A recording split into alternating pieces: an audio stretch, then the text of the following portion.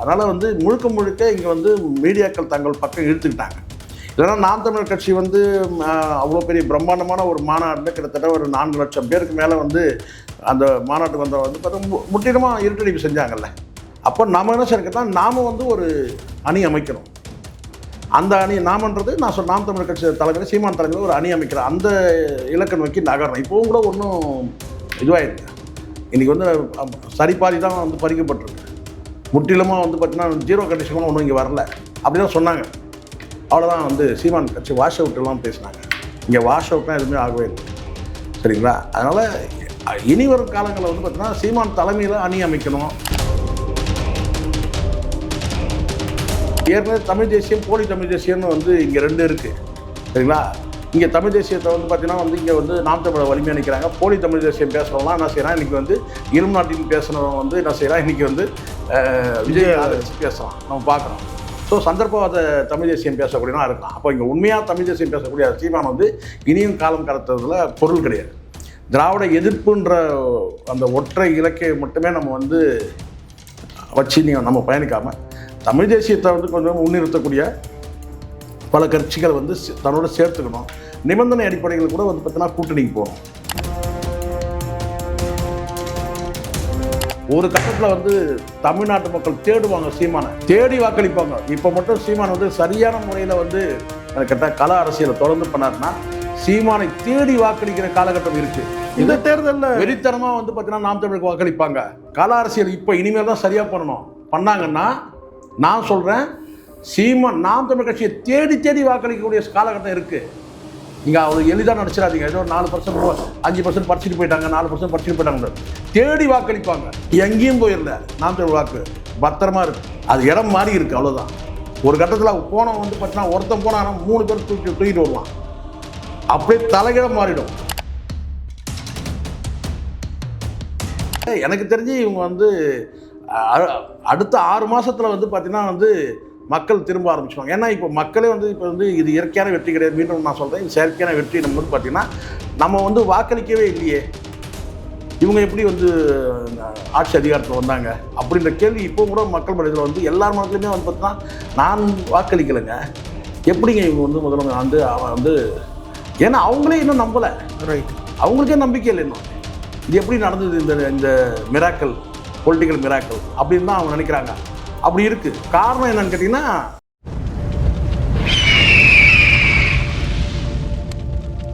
அரசியல் நேயர்களுக்கு வணக்கம். இன்று நம்ம இணையம் சிறப்பு வந்து மூத்த பத்திரிகையாளர் ஷேக்வாரா ஜெய்சங்கர் அவர். வணக்கம் சார். வணக்கம் சார். சார், 2024 நாடாளுமன்ற தேர்தலில் கிட்டத்தட்ட 36 லட்சம் வாக்குகளை பெற்று 8.2 விழுக்காடு சதவீதம் நாம் தமிழர் கட்சி வச்சிருந்தது. இப்போ அது பாதியாக குறைஞ்சிருக்கு. 18 லட்சம் வாக்குகள் தான் பெற்றிருக்காங்க. ஒரு அரசியலில் ஒரு பெரிய பின்னடைவாக நாம் தமிழர் கட்சிக்கு இது அமைஞ்சிருக்கு.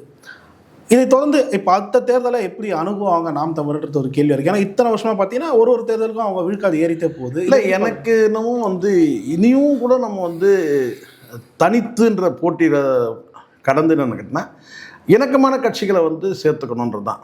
இப்போ தமிழ் தேசியத்தை யாரெல்லாம் ஆதரிக்கிறாங்களோ அவங்கள வந்து இணைச்சிக்கணும். வேல்முருகன் போன்ற. ஆமாம், அது குறிப்பிட்டு சொல்லனாலும் கூட ஒரு அடுத்தடுத்த நிலையில் இருக்க கட்சிகளை வந்து ஒரு கூட்டணிக்காக சேர்த்துக்கணுன்றது தான். சீமான் தலைமையை விரும்பக்கூடியவர்கள், சீமான் தலைமையை ஏற்றுக்கொள்ளக்கூடியவர்கள், நாம் தமிழ் தலைமையை ஏற்றுக்கொள்ளக்கூடியவர்கள் வந்து கூட வந்து இணைச்சிக்கணும். இனி தனித்துன்ற அந்த இலக்கில் இருக்கிறதா நம்ம தனித்தே தான் நம்ம வச்சு இருக்கிறதா. அப்பப்போ ஒரு நடிகன் வருவான், அப்பப்போ வந்து பார்த்திங்கன்னா வந்து மடைமாற்றம் செய்வான். இப்போது ஏற்கனவே நான் சொல்லியிருக்கிறேன், கமல்ஹாசன் வந்து என்ன பண்ணாரோ அதுதான் இப்போ வந்து விஜய் பண்ணியிருக்காரு. என்ன இப்போ கூடுதலாக போயிடுச்சு, ரூலிங் பண்ணுற அளவுக்கு ஆகிடுச்சு. இது எக்ஸ்ட்ரீம் தானே. இப்போ இன்னொரு நடிகர் வந்தாலும் இதே தான் செய்ய போகிறான்.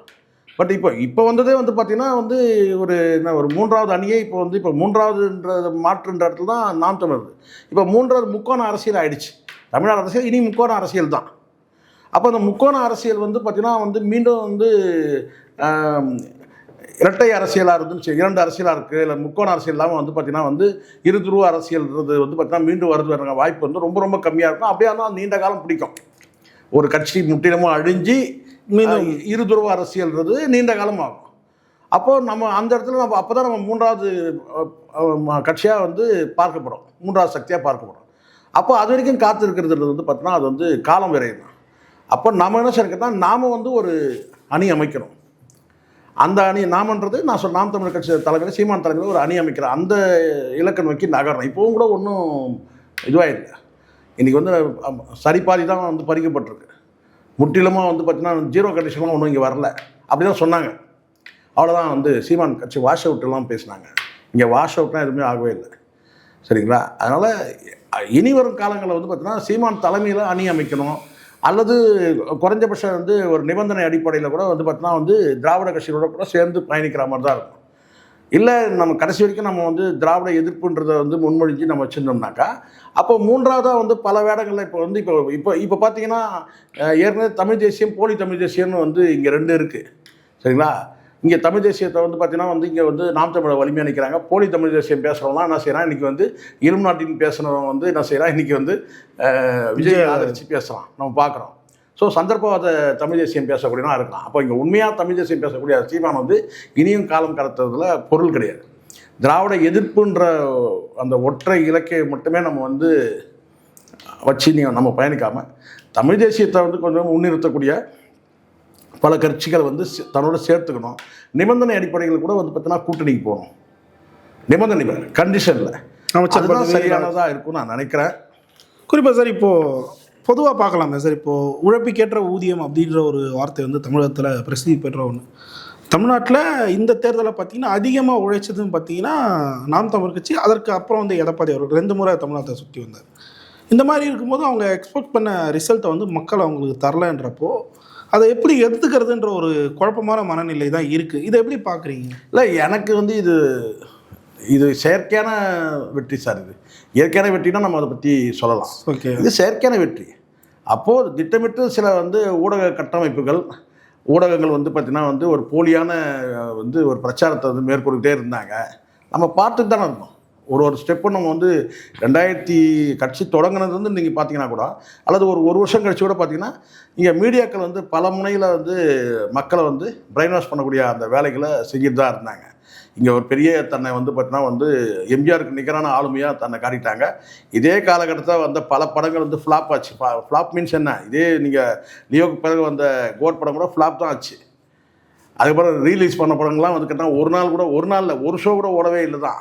அப்போ சினிமான்ற கல்ட்டே இங்கே வந்து பெருசாக வந்து பார்த்தீங்கன்னா ஒர்க் அவுட் ஆகாத ஒரு சூழ்நிலையில் இங்கே வந்து ஜனநாயகன் படத்தை வந்து இவர் எடுத்த மாதிரியும் அதை வந்து தடை விதித்த மாதிரியும் அந்த படம் வந்து வெளியிடாமல் தடுத்து நிறுத்தது யாருன்னு அவரே வந்து செய்தி வெளியிட்டு அதுக்கப்புறம் ரிலீஸ் ஆனது வந்து பார்த்தீங்கன்னா யார் ரிலீஸ் பண்ணாங்கன்றதோ அதுவும் கூட பார்த்தீங்கன்னா இன்றைக்கி வரைக்கும் வந்து பார்த்தீங்கன்னா வந்து மாய மந்திரம் மாதிரி தான் இருக்கிறத நம்ம பார்க்குறோம். ஸோ இது நிறைய கட்டமைப்பு வேலைகள் நிறைய நடந்தது நம்ம பார்த்தோம். அங்கே வந்து 41 பேர் இறந்ததுக்கு காரணம் யாருன்றது எல்லாருக்குமே தெரியும். ஆனாலும் அது வந்து பார்த்தீங்கன்னா யார் காரணம், இவங்க தான் காரணம், அவங்க தான் காரணம் சொல்லி பழியை தூக்கி அப்படி தள்ளி விட்டுட்டு ஸோ நிறைய இதெல்லாம் நடந்திருக்கிறத நம்ம பார்க்குறோம். அதனால் வந்து முழுக்க இங்கே வந்து மீடியாக்கள் தங்கள் பக்கம் இழுத்துக்கிட்டாங்க. இல்லைனா நாம் தமிழர் கட்சி வந்து அவ்வளோ பெரிய பிரம்மாண்டமான ஒரு மாநாட்டில் கிட்டத்தட்ட ஒரு 4 லட்சம் பேருக்கு மேலே வந்து அந்த மாநாட்டுக்கு வந்த வந்து பார்த்தா முற்றிலுமாக இருட்டடிப்பு செஞ்சாங்கல்ல. அப்போது நாம் தமிழுக்கு எதிராகவும் திமுகவுக்கு எதிராகவுமே திமுக அரசுக்கு எதிராகவுமே சில வேலைகள் நடக்க ஆரம்பிச்சிருக்கு. அது நமக்கு வெளிப்படையாக தெரியல. சார் இப்போது நான் என்ன கேட்க வரேன்னா, இந்த மாதிரி ஒரு விஷயம் போது நேற்று ரிசல்ட்ஸை பார்த்தோன்னே ட்விட்டர் பக்கம் போகும்போது சில விஷயங்களை வந்து பார்க்க முடியுது. இனிமேல் தமிழ்நாட்டில் எதனா ஒரு பிரச்சனைனா நீங்கள் வந்து நிற்காதீங்க, மக்களே அதை ஃபேஸ் பண்ணிக்கிட்டோம் அப்படின்னு சொல்லிட்டு சீமானை குறிப்பிட்டு பல தமிழ் தேசியவாதி பொதுநல விரும்பிகள் வந்து பின்ன எவ்வளோ காலத்து அப்படி இல்லை. அது வந்து அவ்வளோ சரியானு சொல்ல மாட்டேன். பிரச்சனைன்னா வந்து சீமான இயல்பே வந்துன்னு கேட்டால் சீமானோட இயல்பு எல்லாருக்கும் தெரியும். சீமான் வந்து நீங்கள் இப்படி யாரோ ஒருத்தர் இப்படி சொல்லிட்டாங்கன்னான்றதுனால அதனாலாம் நிற்க மாட்டார். பொது பிரச்சனைக்கு வந்து கடந்த காலத்தில் உங்களுக்கு தெரியும் வந்து எண்ணற்ற போராட்டங்கள் வந்து பார்த்தீங்கன்னா வந்து சாதாரண விளிம்பு மக்கள் வந்து பார்த்தீங்கன்னா வீடுகள் இடிக்கப்பட்டு சாலைக்கு வந்தபோது பார்த்தீங்கன்னா அவங்களுக்கு ஆறுதலாக போய் நிற்கிறது ஒன்று இருக்குல்ல. 3000 போராட்டங்களுக்கு அதுக்கு அப்படி இருக்கும்போது அது சீமானுடைய இயல்பே. அது அப்படிலாம் மக்கள்கிட்ட விலகி இருக்க முடியாது. இவங்க வந்து அதுதான் சீமானுடைய அந்த ஆடியோவை கேட்கணும். நம்ம முற்றிலுமாக வந்து பார்த்திங்கன்னா வந்து விலகி இருக்க முடியாது. ஆனால் சொல்லக்கூடியவருடைய உணர்வை புரிஞ்சிக்க முடியுது. ஏன்னா நம்ம களத்தில் நம்ம இருந்து போராட்டம், ஆனால் வாக்களிக்கும் போது இந்த மக்கள் வந்து இப்படி மாறி போகிறாங்களே சொல்லிட்டு அதுக்கு சீமான் சொல்கிறது தான் நான் பதிலாக சொல்கிறேன். நீண்ட காலம் ஆகும் வந்து அது மாறுறதுக்கு. இல்லை, ஏன்னா எடுத்துக்காட்டு சொல்கிறேன். இப்போ கன்னியாகுமரியில் ஆன்சி சோபாராணி நிற்கிறாங்க. அவங்க வந்து தன் சொந்த செலவில் ஒரு பள்ளிக்கூடத்தை வந்து மேம்படுத்தி 25 லட்ச ரூபா பல கல்குவாரிகளை வந்து அவங்க போராட்டம் பண்ணி மூடிருக்காங்க. ஆனால் அவங்க ஆர்டர் பெற்று வாங்கின வாக்குகள் வந்து 8000 கிட்ட தான் வந்திருக்கு. அதுதான் சார் இங்கே வந்து மக்கள் வந்து ஒரு மாய உலகத்தில் இருக்கிறான்னு சொல்கிறாங்க. அரசியல் சினிமா கவர்ச்சியில் அது கிட்டத்தட்ட ஒரு போதை மாதிரி. அது சினிமா கவர்ச்சியில் ஒரு போதை தான் அது. ரைட். அதனால் வந்து இது இங்கே மட்டும் நீங்கள் நினச்சிடாதீங்க, இந்தியா முழுவதுமே அது அப்படி ஒரு பார்வை. கேரளாவில் அது எடுப்படல இல்லை சார்? கேரளாவில் எடுபடல. ஆனால் இப்போ வந்து அங்கே ஆட்சி மாற்றம் எதனால் வந்திருக்கு? அண்ட் இன்கமன்சி ஆளுங்கட்சி மீது இருக்கக்கூடிய, நீங்கள் சொல்கிறீங்க விஜயோட அந்த அரசியல் தாக்கம் அங்கே இருக்குங்கிறாங்க. காங்கிரஸ் அவர் ஆதரிக்கிறாரு என்ற ஒரு ஆதரிக்கிறதுல அங்கே போனால் தான் தெரியும் இவங்க ஏதாவது விஜய் படத்தை எடுத்து என்ன காமிச்சாங்கன்னு சொல்லிட்டு. ஏன்னா காங்கிரஸ் வந்து கூட்டணிக்கு அழைச்சதுல ஒரு காரணம், முக்கிய காரணம்னு கேட்டால் அந்த 4 மாவட்டங்கள் மாநிலங்கள்லையும். ஸோ அதனால வந்து நம்ம அப்படி முற்றிலுமா அது ஒரு காலகட்டத்தில் அப்படி மெல்ல மெல்ல அங்கேயும் கூட மாறக்கூடிய வாய்ப்புகள் இருக்கு. சரி சார், இப்போ நம்ம பேசிகிட்டு இருக்க தருவாயில் சில தலைவர்கள் திமுக கூட்டணி கட்சியில் இருக்கக்கூடியவங்க வந்து சொல்லியிருக்காங்க. குறிப்பாக கம்யூனிஸ்ட்டுகள், 2 கம்யூனிஸ்ட்டுகளும் சொல்லக்கூடியது, விஜய் அவர்கள் அழைத்தால் நாங்கள் வந்து கூட்டம் போட்டு பேசி அதற்கான முடிவை எடுப்போம்னு சொல்லிட்டு சொல்கிறாரு. திருமாவளவன் வார்த்தைகளில் சற்று மாற்றம் தெரியுது. எப்படி? சற்றுலாம் கிடையாது, சற்றுல முழுசாக மாற்றம். சுருக்கமாக சொல்கிறேன். என்ன sir? Congress, communist, Visika 100% confirm விஜயோட போகிறாங்க.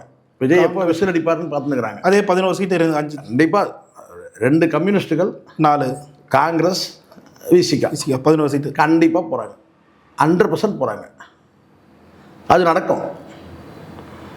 இந்த இடத்துல வந்து ஒரு வேறு யாரும் சித்து விளையாட்டு செய்கிறதுக்கும் தயாராக இல்லை. ஏன்னா உங்களுக்கு தெரியும் வந்து உதயநிதியோட ஸ்டேட்மெண்ட் நீங்கள் பார்த்துருப்பீங்க. ரொம்ப டீசெண்டான ஒரு ஸ்டேட்மெண்ட் கொடுத்துட்டு போயிட்டார். ஆமாம். ஆனால் வந்து அதிமுக வந்து பார்த்தீங்கன்னா நம்மக்கிட்ட வந்து இவங்க வந்து ஆதரவு கேட்காம இருந்தால் போதும்னு நினைக்கிறாங்க. இப்போ அதிமுக உள்ளபடியே என்ன பிளான் பண்ணுவாங்கன்னா, நாம் வந்து உண்மையான எதிர்கட்சின்றதை நம்ம மக்கள்கிட்ட அடையாளம் காட்டணும் அப்படின்ற அந்த எண்ணம் இருக்கும். அந்த விஷயத்தை கடந்த தேர்தலில் கைவிட்டாங்களோ? சரியா அவங்க அது செய்யலை. அது இப்போ ரியலைஸ் பண்ணுவாங்கல்ல, கண்டிப்பாக ரியலைஸ் பண்ணுவாங்க. அவங்களும் வந்து சொற்ப வாக்குகள் வந்து சொற்ப சீட்டுகள் பெறலையே, 20-30 சீட்டு, ஒரு 50 சீட்டுகளுக்கு மேலே வந்து பெற்றிருக்கிறாங்கன்னும் போது பார்த்தீங்கன்னா கண்டிப்பாக வந்து அவங்க ரியலைஸ் பண்ணுவாங்கல்ல. ஸோ அதனால் வந்து இப்போ ஏன்னா இப்போ நீங்கள் கூட்டணியை தவிர்த்துட்டீங்கன்னா நீங்கள் வந்து திமுகவுக்கும் கிட்டத்தட்ட சம வாய்ப்பு தான், கொஞ்சம் முன்ன பின்ன இருக்குது, அவ்வளோதானே தவிர அவங்களும் வந்து பார்த்தீங்கன்னா வந்து 50க்கும் மேற்பட்ட சீட்டுகள், இவங்களும் 50க்கும் மேற்பட்ட சீட்டு. அப்போது நீங்கள் வந்து யார் எதிர்கட்சியாக செயல்படுறதுல ஒரு போட்டி இருக்குது. முதல் முறையாக அதை பார்க்குறோம். நீ எதிர்கட்சியாக, நான் எதிர்கட்சி. ஆனால் அப்படி இருக்கணும். ஆனால் என்ன நடக்குதுன்னு பாருங்கள். இப்போ விஜயால் ஒரு விஷயம் நடந்திருக்குன்னு கேட்டிங்கன்னா வந்து ஒரே ஒரு சீட்டு வந்து பார்த்தீங்கன்னா பிஜேபி வந்திருக்கு. நாளைக்கு இங்கே கம்யூனிஸ்டில் இருக்கிற வந்து யாராவது ஒருத்தர் பின்வாங்கினா கூட பார்த்தீங்கன்னா ஒரு சீட்டு தான் வந்து பிஜேபியிலேருந்து கிடைக்கும், 2 கிடைக்காது. இப்போ ஒரு கம்யூனிஸ்ட் 2 இருக்குது, இன்னொரு கம்யூனிஸ்ட் 2 இருக்குது இல்லையா? அந்த 2ல் யாராவது ஒரு கம்யூனிஸ்ட் வெளியே வந்துட்டாங்க, இல்லை ஒரு விசிகா வெளியே வந்துடுச்சு அப்படின்னு சொன்னாலும் கூட வந்து பார்த்திங்கன்னா அந்த 1 வச்சிருக்கிறவங்களுக்கு வேல்யூ இருக்குது. இப்போ பிரேமலதாவுக்கு 1 இருக்குது, பாஜகவுக்கு 1 இருக்குது. அந்த 1 வச்சு இருக்குது. ஆக மொத்தம் இங்கே 1 வச்சு துணை முதல்வர் கேட்பாங்க. அதை நினச்சா தான் எனக்கு இங்கே ஒரு வேடிக்கை இருக்குது. என்னன்னு கேட்டிங்கன்னா, இனிமேல் நமக்கு வந்து கண்டென்ட்டுக்கு பஞ்சமே இல்லை சார். இல்லை சார், நான் கேட்குறத எப்படி பார்க்குறீங்க? ஒரு சீட்டை வச்சு எனக்கு துணை முதல்வர் கேட்கலாமே, வாய்ப்பு இருக்கே. ஆனால் நான் இப்போ தான் நினைக்கிறேன், என்னன்னு கேட்டிங்கன்னா, இவங்கெல்லாம் வந்து கூட்டணி அமைச்ச இந்த டிஎம்கேவை நினச்சி தான் இப்போ நான் பரிதாபப்படுறதா இருக்குது. ஏன்னா இந்த மாதிரியான நபர்கள், அதனால தான் இவங்க கூட்டணி இந்த சீட்டு கொடுக்குற விஷயத்தில் கூட பார்த்தீங்கன்னா ரொம்ப கராராக இருந்தாங்க போல இருக்குது அப்படின்னு நான் நினச்சிக்கிறேன். ஏன்னா ரொம்ப கராராக இப்போ வந்து இவங்க தெரியும், நான் எடப்பாடி கூட பார்த்தீங்கன்னா சீட்டு கொடுக்குறது ரொம்ப கராராக இருந்தார். யாருக்கு? தேமுதிக. ஏன்னா இதுங்கெல்லாம் எப்படிப்பட்டதுன்னு தெரியும் எனக்கு அப்படின்ற மாதிரி. அதில் டிஎம்கே தான் வந்து பார்த்தீங்கன்னா அந்த விட்டு கொடுத்துட்டாங்கன்னு நினைக்கிறேன். ஸோ டிஎம்கே எனக்கு தெரிஞ்சிருக்கோம் வந்து காங்கிரஸை கழட்டி விட்டுருந்தாங்க கூட வந்து பார்த்தீங்கன்னா வந்து நீங்கள் இதே வாக்கு தான் வந்து இதே தான் வந்திருக்கும். இன்னும் அங்கே அந்த 20 வேட்பாளர்கள் வந்து 25 சீட்டு கூட அந்த 25 வேட்பாளர் வந்து காங்கிரஸ் வேட்பாளர் வந்திருப்பான், அவ்வளோதானே தவிர அதெல்லாம் வந்து அந்த மாற்றமும் வந்திருக்கு. அந்த மாற்றம் வந்திருக்காரு, இதே நூற்றிட்டு தான். ஆனால் தேவையில்லாமல் அந்த 25 சீட்னால வந்து பார்த்தீங்கன்னா இந்த விசுவாசிகளெல்லாம் வந்து பார்த்தீங்கன்னா இழந்துட்டாங்கன்னு தான் நம்ம சொல்ல முடியும். விசுவாசின்னு நம்ம சொல்கிறோம், அப்போ கூட இந்த நிலைப்பாடு எடுக்க மாட்டாங்கன்னு என்ன நிச்சயம்? இப்போ நான் கேட்குறேன், இப்போ விசிகால 2 எம்எல்ஏக்கள் வந்து வெற்றி பெற்றிருக்கிறாங்க சார். 2 எம்எல்ஏக்கள் வெற்றி பெற்றிருக்காங்க விசிகால. அங்கே திமுக வந்து ஓட்டு இல்லையா? இருக்குது. அப்போ இது திருமாவளவனுக்கு தெரியாதா? சொல்லுங்கள். அங்கே உங்களுடைய வாக்குகள் தானே இருக்குது. நீங்கள் சொல்லலாம், கிட்ட அப்படி பார்த்தா இந்த 50 எம்எல்ஏக்கள்கிட்டே எங்களுடைய வாக்குகள் இருக்குன்னு நீங்கள் சொல்லலாம். ஆனால் அவங்க மாறல. இப்போ நீங்கள் தான் போகிறீங்க. அதுவே ஒரு நேர்மையற்ற அரசியல் இல்லை? நீங்கள் திமுக தயவில் வந்து வாக்கு வாங்கிட்டு ஜெயிச்சுட்டு நீங்கள் டிவிகேக்கு வந்து போய் நீங்கள் வந்து ஆதரவு தெரிவிக்க சொல்ல, இதை விட ஒரு பச்சை சந்தர்ப்பம், இதை விட வந்து ஒரு அவலம் என்ன இருக்கும்? யோசிச்சு பாருங்கள். அது யார் பண்ணணும்? அது திரும்ப பண்ணட்டும் அல்லது கம்யூனிஸ்டுகள் பண்ணட்டும். இப்போ புரியுதுங்களா? இவங்கெல்லாம் போலீஸ் கம்யூனிஸ்ட்வாதிகள் சொல்லிட்டு, இவங்க வந்து கார்ல் மார்க்ஸ் கண்டுபிடிச்ச கம்யூனிஸ்ட் கிடையாது சார். இவங்க இது கிடையாது. இவங்கெல்லாம் வந்து பார்த்தீங்கன்னா பச்சை சந்தர்ப்பவாத கம்யூனிஸ்ட். அதனால தான் இந்தியாவில் வந்து கம்யூனிஸ்ட் ஏன் தோற்று போனா? அவங்கள்ட்ட நேர்மை கிடையாது, சுத்தம் கிடையாது. நீங்கள் சொல்லுவீங்க கம்யூனிஸ்ட்னா ரொம்ப நேர்மையான சார், எளிமையான சார், அதெல்லாம் ஒரு காலம். இப்போ அப்படி கிடையாது. இவனுக்கு என்ன கட்டாயம்? கம்யூனிஸ்ட் இது டிவிக்கு ஆதரவு தர வேண்டிய கட்டாயம் என்ன? ஆட்சியை வேணுன்றது. புரியுதுங்களா? ஸோ எப்படி இருந்தாலும் வந்து பார்த்தீங்கன்னா இது வந்து நீண்ட காலம் இந்த ஆட்சி நீடிக்காது சார். பல கேலி கூத்துகள் நடக்கும், பல வந்து கோமாளித்தனங்கள் நடக்கும், எல்லாத்தையும் பார்க்கலாம். ஒரு கட்டத்தில் வந்து தமிழ்நாட்டு மக்கள் தேடுவாங்க சீமானை. இது தேடி வாக்களிப்பாங்க. இப்போ மட்டும் சீமான் வந்து சரியான முறையில் வந்து இந்த என்ன சொல்கிறாங்கன்னா அரசியல் நாகரிகம், இந்த பண்பாடு, இதெல்லாம் சொல்கிறாங்க இல்லையா, இப்படிலாம் வந்து போகாமல் முழுக்க முழுக்க நமக்கு வந்து பார்த்தீங்கன்னா ஏற்கனவே செய்த அதே அரசியல் தான். கேட்டால் கல அரசியலை தொடர்ந்து பண்ணார்னா சீமானை தேடி வாக்களிக்கிற காலகட்டம் இருக்குது. இந்த தேர்தலில் வெறித்தனமாக வந்து பார்த்தீங்கன்னா நாம் தமிழுக்கு வாக்களிப்பாங்க. திமுக சேர்த்து நான் சொல்கிறேன், அந்த எதிர்ப்பு அரசியலை சரியாக பண்ணாங்கன்னா அது திமுக வரட்டும் அல்லது அதிமுக வரட்டும், நாம் தமிழர் வரட்டும், கல அரசியல் இப்போ இனிமேல் தான் சரியாக பண்ணாங்கன்னா நான் சொல்கிறேன் சீமான் நாம் தமிழ் கட்சியை தேடி தேடி வாக்களிக்கக்கூடிய காலகட்டம் இருக்குது. நீங்கள் அவ்வளோ எளிதாக நடிச்சிடாதீங்க. ஏதோ 4% 5% படிச்சுட்டு போயிட்டாங்க, 4% படிச்சுட்டு போயிட்டாங்க. தேடி வாக்களிப்பாங்க. எங்கேயும் போயிடல. நாம் தமிழ் வாக்கு பத்திரமா இருக்குது. அது இடம் மாறி இருக்குது, அவ்வளோதான். ஒரு கட்டத்தில் போனவன் வந்து பார்த்தீங்கன்னா ஒருத்தன் போனான்னா 3 பேர் தூக்கிட்டு வருவான். அப்படியே தலைகிடம் மாறிடும். யாரெல்லாம் டிவிக்கு எதிர்க்கிறாங்களோ அவங்கெல்லாம் வந்து பார்த்தீங்கன்னா அபரிதமான வாக்கு வித்தியாசத்தில் வந்து ஜெயிக்கக்கூடிய காலகட்டம் இருக்குது. பொறுத்து இருந்து பாருங்கள், நான் சொல்கிறது நடக்குதா இல்லையான்னு பாருங்கள். ஏன்னா அந்த அளவுக்கு வந்து பார்த்தீங்கன்னா அடுத்த 5 ஆண்டு காலம்ன்ற சொல்லவே முடியாது. 6 மாதத்தில் வந்து பார்த்தீங்கன்னா தோசையை திருப்பி போகிறதுக்கு மக்கள் தயாராகிடுவாங்க. புரியுதுங்களா? புரியுது. எதை சொல்கிறேன், அது நடக்குதா இல்லையான்னு பாருங்கள், பொறுத்து இருந்து பாருங்கள். குறிப்பாக சார் இந்த தேர்தலில் என்ன தவிர நாம் தமிழர் கட்சி செஞ்சாங்கன்னு நினைக்கிறேன், எதை திருத்திக்கணும்? இல்லை, நான் வந்து குறிப்பிட்டு சொல்லணும்னா வந்து இந்த சீமான் அவர்கள் பொறுத்த வரைக்கும் ஒரு வெள்ளையந்தித்தனத்தை விட்டொழிச்சு இங்கே வந்து சாணக்கிய அரசியல் பண்ணக்கூடிய இடங்களில், சூழ்ச்சி அரசியல் பண்ணக்கூடிய இடங்களில் நாம் சூழ்ச்சி பண்ண வேண்டாம். ஒரு என்ன சொல்றேன்னா வந்து சாணக்கியத்தனமான அல்லது ஒரு சில என்ன சொல்கிற ஒரு முன்னெச்சரிக்கையாக சிலதெல்லாம் இருக்கணும். நம்ம வந்து அரசியல் நாகரிகம் பண்பாடு சொல்லிட்டு வந்து அந்த வேட்பாளரை கட்டி அடைச்சதெல்லாம் எனக்கு உடன்பாடே இல்லை. வெளிப்படையே பேசணும், நம்ம பேசி எனக்கு அதில் உடன்பாடு இல்லை. எனக்கு அதை செஞ்சிடக்கூடாது. ஏன்னா அடுத்த அரை மணி நேரத்தில் இறக்கிட்டான் சார் வீடியோ. இப்போ அதனால் நமக்கு ஒரு 5000 வாக்குகள் பறிக்கப்பட்டால் கூட அது நஷ்டம் தானே இல்லையா?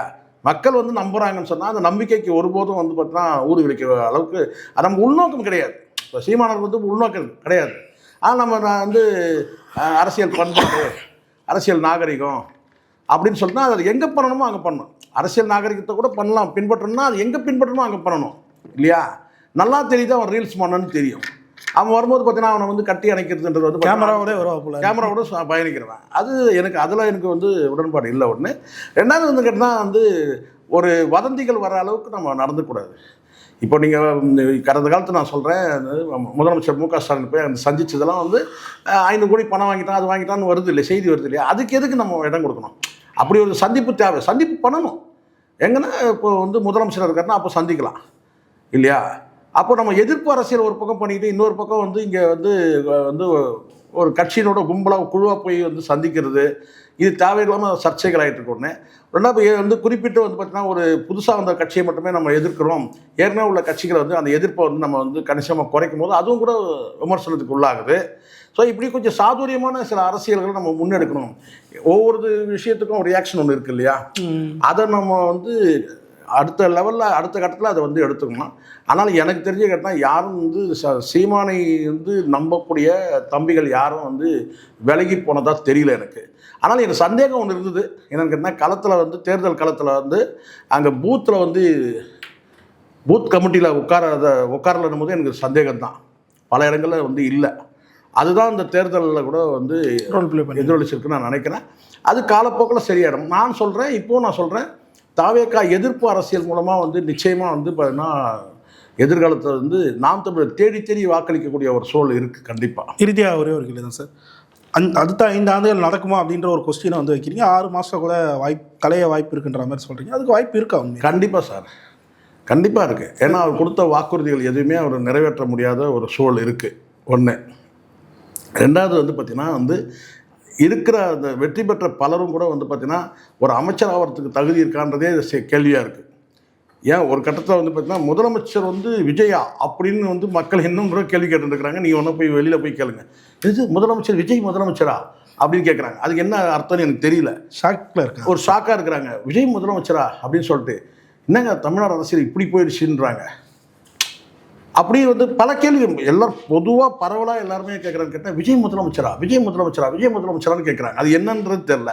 சரி அப்படியே இருக்கிறோன்னா என்னங்க இவர் வந்து அமைச்சரா இவர் வந்து அமைச்சரா அப்படின்னு வந்து கேட்குறாங்க. ஸோ வந்து அப்போ அமைச்சராகக்கூடிய அளவுக்கு வந்து அங்கே தகுதியான நபர்கள் வந்து பரவலாக வந்து அப்படி தான் வந்து அங்கே பார்க்க. ஏன்னா கடந்த காலத்தில் இருக்கிற ஆளுமைகள்லாம் கம்பேர் பண்ணும்போது பார்த்தீங்கன்னா இவங்கெல்லாம் பெரிய ஆளுமைகள் கிடையாதுங்க. இவங்கெல்லாம் வந்து அடிப்படையே வந்து பார்த்தீங்கன்னா புரிதல் இல்லாத நபர்கள்.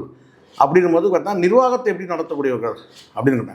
இப்போ கடந்த காலத்தில் நீங்கள் எடுத்தீங்கன்னா காமராஜரை காட்டிலும் எம்ஜிஆரை காட்டிலும் சிறந்த நிர்வாகியின் பேர் எடுத்தவர் யாருன்னு கேட்டிங்கன்னா கலைஞர். ஏன்னா அதிகாரிகளை வேலை வாங்குவார். அதிகாரிகள் வந்து பார்த்தீங்கன்னா வந்து ஏமாற்ற முடியாது யாரை, கலைஞரை. ஏன்னா கலைஞர் வந்து பார்த்தீங்கன்னா வந்து அதிகாரிகளுக்கு சொல்லுவாராம், இதை இப்படி செய்யணும் அப்படி செய்யணும்னு சொல்லிட்டு அட்வைஸ் பண்ணுவாராம். அதிகாரிகளுக்கே அட்வைஸ் பண்ணக்கூடிய அளவுக்கு ஒரு நிர்வாக அரசியல் தெரிஞ்சவர் கலைஞர். அதுக்கு பிறகு வந்தவங்க யாருமே இல்லை. ஆனாலும் வந்து பார்த்திங்கன்னா வந்து சில விஷயங்கள் வந்து தனக்கு வந்து ஒரு அனுபவத்தின் மூலமாக வந்து ஜெயலலிதா வந்து நிர்வாகம் பண்ணாங்க. அனுபவத்தின் மூலமாக சில விஷயங்கள் இப்படி பண்ணுங்க அப்படின்னு சொன்னாங்க. பட் இங்கே என்ன நடக்குன்றது எனக்கு தெரியல விஜய் விஷயத்தை. சரி விஜய் கூட ஓரளவுக்கு மேனேஜ் பண்ணிப்பார். நான் அடுத்த நிலையில் வந்து யாராவது வந்து ஏன்னா கடந்த காலத்தில் உங்களுக்கு தெரியும் நினைக்கிறேன், மேடையில் பேசும்போது பார்த்தீங்கன்னா நம்ம ஆட்சிக்கு வந்தவுடனே எஃப்ஐஆர்லாம் டெலிட் பண்ணணும்னு சொன்னவர் யார், அது தான். அவர் என்ன டெலிட் பண்ணுறதை இன்னும் நம்ம பார்க்க போகிறோம். டெலிட் பண்ணுறாருன்னு பார்க்கணும் நான் சொல்கிறேன் நான். அதனால் அந்த மாதிரி நிர்வாகம் தெரியாத நபர்கள் வர்றதுனால இவங்க எப்படி அனுபவத்தை பாரமாக எடுத்துப்பாங்கன்றதும் ஒரு கேள்வியாக தான். இன்னொரு விஷயம் இருக்குல்ல சார், இப்போது என்னதான் அவங்க எம்எல்ஏவாக இருந்தாலும் சில விஷயங்கள் அதிகாரி கட்டுப்பாட்டில் இருக்கும். அதில் போய் இவங்க மூக்கு நுழைக்கக்கூடிய சில விஷயங்கள் இல்லை, அப்படி இல்லை. அதிகாரிகள் டைரக்ட் பண்ண ஆரம்பிச்சுவாங்க, அது பலவீனமாயிடும். இப்போது அதிகாரிகள் அமைச்சர் வடிகட்டின முட்டாளாக இருக்கிறாருன்னு வச்சுங்களேன், அதிகாரி என்ன செய்வாங்கன்னு கேட்டிங்கன்னா வந்து அவங்களுடைய எண்ணங்களை வந்து திணிக்கிற இடத்துக்கு வந்துடுவாங்க. எப்பவுமே அதிகார வர்க்கம் வந்து பார்த்திங்கன்னா எப்பவுமே வந்து மக்களுக்கு ஆதரவாக இருக்காது. நல்லா புரிஞ்சுங்க, அதிகாரிகள் மக்களுக்கு ஆதரவாக இருக்க மாட்டாங்க, ஒருபோதும் இருக்க மாட்டாங்க. அப்போது அந்த இடத்துல முழுக்க நீங்கள் வந்து அதிகாரி நீங்கள் டிபெண்ட் பண்ணியிருந்தீங்கன்னா அவனுடைய எண்ணங்களை கொண்டு வந்து திணிப்பான், இம்ப்ளிமெண்ட் பண்ணுவான். மக்கள் சார்ந்து யோசிக்க மாட்டான். ஆனால் அரசியல்வாதி மக்கள் சார்ந்து யோசிக்கணும். அதிகாரிகள் வந்து பார்த்தீங்கன்னா மக்களுக்கு விரோதமாக சிந்திப்பான், எதிராக சிந்திப்பான். இது இயல்பு, நம்ம பார்த்துட்டு கடந்த காலத்தில் நம்ம நிறைய பார்த்துருக்குறோம். அப்போது இங்கே வந்து பார்த்தீங்கன்னா முழுக்க நீங்கள் அதிகாரி நீங்கள் டிபெண்ட் பண்ணியிருந்தீங்கன்னா நீட்ட நேரத்தில் கையெழுத்து போடுன்ற மாதிரி ஆயிடும். நீங்கள் இனி வந்து இப்படி உருட்டிட்டு வரணும். இங்கே பெரும்பாலான வந்து பார்த்திங்கன்னா வந்து இப்போ இருக்கிற இதில் வந்து பார்த்திங்கன்னா யாரும் வந்து பெரிய அரசியல் அனுபவம் உள்ளவங்க இல்லை. நீங்கள் செங்கோட்டை நீங்கள் எடுத்துக்கலாம், ஒருத்தர் எடுத்துக்கலாம், நான் இல்லைன்னு சொல்லலை. இன்னும் கூட ஒருத்தர் 2 பேர் இருக்கலாம். ஸோ இவங்கெல்லாம் வந்து நீங்கள் வந்து நேர்மையாக அரசியல் பண்ணுவாங்க அப்படிலாம் நம்ம எதிர்பார்க்க முடியாது. நிறைய நிர்வாகன்றது சாதாரண விஷயம் கிடையாது சார். நீங்கள் நிர்வாகம் லூஸ் ஆகிட்டாலே உங்களுக்கு வந்து பார்த்தீங்கன்னா எல்லாமே நடக்கும். ஒவ்வொரு துறையும் லூஸ் ஆகிடுச்சுன்னா அவ்வளோதான். ஆனால் இங்கே பிடி இருக்கிறதுக்கான வாய்ப்பு இல்லை. எனக்கு தெரிஞ்சு இவங்க வந்து அடுத்த 6 மாதத்தில் வந்து பார்த்திங்கன்னா வந்து மக்கள் திரும்ப ஆரம்பிச்சுவாங்க. ஏன்னா இப்போ மக்களே வந்து இப்போ வந்து இது இயற்கையான வெற்றி கிடையாது, மீண்டும் நான் சொல்கிறேன், இது செயற்கையான வெற்றி. நம்ம வந்து பார்த்திங்கன்னா நம்ம வந்து வாக்களிக்கவே இல்லையே, இவங்க எப்படி வந்து ஆட்சி அதிகாரத்தில் வந்தாங்க அப்படின்ற கேள்வி இப்போ கூட மக்கள் மனதில் வந்து எல்லார் மனதிலுமே வந்து பார்த்தீங்கன்னா நான் வாக்களிக்கலைங்க, எப்படிங்க இவங்க வந்து முதல்ல வந்து அவன் வந்து ஏன்னா அவங்களே இன்னும் நம்பலை. ரைட்டு, அவங்களுக்கே நம்பிக்கை இல்லை இன்னும். இது எப்படி நடந்தது இந்த மிராக்கல், பொலிட்டிக்கல் மிராக்கல் அப்படின்னு தான் அவங்க நினைக்கிறாங்க. அப்படி இருக்குது. காரணம் என்னன்னு கேட்டிங்கன்னா அவங்க எதிர்பார்த்தது வேறு மாதிரி எதிர்பார்த்தாங்க. பட் ஆனால் இதை அதை மிஞ்சி போயிட்ட மாதிரி இருக்குது. ஒரு 70-80 சீட்டு நம்ம ஜெயிச்சு நம்ம தான் வந்து கிங் மேக்கராக இருக்கணும்னு எதிர்பார்த்தாங்க. ஒரு கட்டத்துக்கு மேலே வந்து பார்த்திங்கன்னா இந்த பக்கம் இறங்கி இவங்க சைடு ஏறிடுச்சு. இப்போ இவங்க வந்து பார்த்திங்கன்னா அடுத்தவங்க தயவை எதிர்பார்த்து வந்து ஆட்சி நடத்த வந்து பண்ணுறது சரியாக இருக்குமா, இல்லை என்ன நடக்கும். ஆனால் என்ன கேட்டால் ஆளை விடணும். இப்போ திடீர்னு ஆளை விடாமல் தடுத்தா கூட இதே கூட அனுதாபமாக வந்து மக்கள் மத்தியில் போய் பேசி அடுத்த முறை வந்து கேட்டால் அபரிதமான வாக்கில் வந்து ஒரு 150 சீட் வரைக்கும் ஜெயிக்கிற அளவுக்கு வந்துட்டாங்கன்னா கஷ்டம். இது சரியான தீர்ப்பாக தான் நான் நினைக்கிறேன். அது செயற்கையான வெற்றியாக இருந்தால் கூட அது வந்து இது கரெக்டு. ஒரு 6 மாதத்தில் வந்து பார்த்திங்கன்னா வந்து போதண்டா சாமின்ற அளவுக்கு மக்கள் வந்து வந்துடுவாங்கன்றது தான் என்னுடைய நம்பிக்கை. மாற்றத்தை விரும்பக்கூடிய மக்கள் வந்து வாக்களித்திருந்தால் கூட மாற்றத்தை விரும்பக்கூடிய மக்கள் வந்து 2 திராவிட கட்சிகளும் வேண்டாம், மாற்றாக வந்து ஒரு வாக்களிப்போம். அதாவது மாற்று சிந்தனை கூட சொல்ல வேணாம், மாற்று கட்சி மாற்று சிந்தனைனா அது நாம் தமிழர் தான் வாக்களிக்கணும். மாற்று கட்சிக்கு வாக்களிப்போம், 2 திராவிட கட்சி மாறி மாறி வாக்களிச்சோம், மாற்றாக வந்து நம்ம வந்து டிவிகேக்கு வாக்களிக்கூட, அப்படி வாக்களிச்சிருந்தாலும் கூட பார்த்தீங்கன்னா இவ்வளோ வெற்றி வந்திருக்காது இந்த கட்சி. பல்வேறு கேள்வி தெளிவாக இருந்துச்சு. நேற்று நன்றி. நன்றி சார்.